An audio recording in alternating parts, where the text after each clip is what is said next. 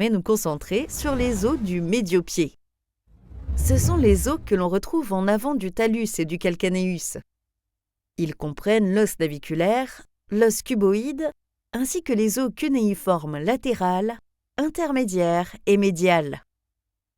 Voyons de plus près chacun de ces os et leurs particularités. Ici, nous pouvons voir l'os naviculaire de perspective supérieure et inférieure. Il est situé le long du côté médial du pied.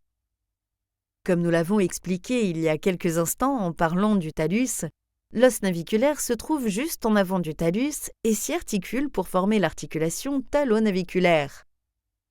Il s'articule également avec d'autres os du médio-pied tels que les os cunéiformes latéral, intermédiaire et médial au niveau de l'articulation cunéonaviculaire. La face inférieure de l'os naviculaire présente une petite bosse que l'on nomme tubérosité de l'os naviculaire. Il se peut que vous entendiez aussi le terme de tubercule du scaphoïde. Ils sont en réalité synonymes. C'est en effet le point d'attache du muscle tibial postérieur. Le dernier os que nous allons étudier dans le médio-pied est l'os cuboïde qui se trouve sur le côté du pied.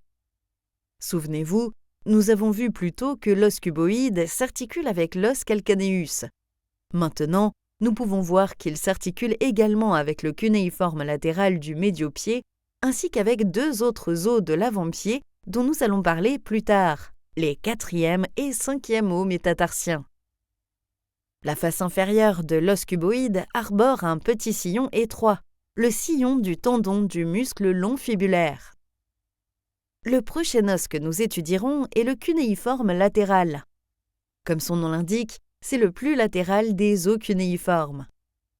Il s'articule avec le cunéiforme intermédiaire médialement, avec l'os cuboïde latéralement, l'os naviculaire postérieurement et le 3e métatarsien antérieurement.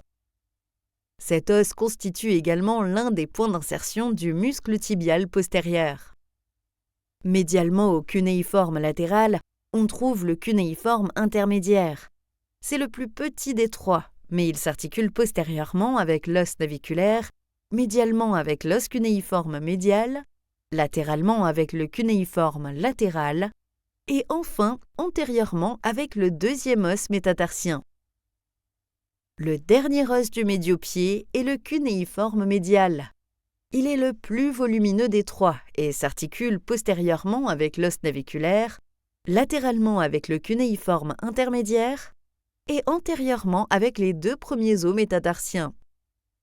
Le cunéiforme médial sert de point d'attache au muscle tibial antérieur et long fibulaire. Sur ces belles paroles, nous en avons fini avec le médio-pied. Si tu as trouvé cette courte vidéo sur l'anatomie ou la physiologie utile, tu apprécieras encore plus nos tutoriels vidéo. Clique sur le bouton et tu comprendras ce que je veux dire.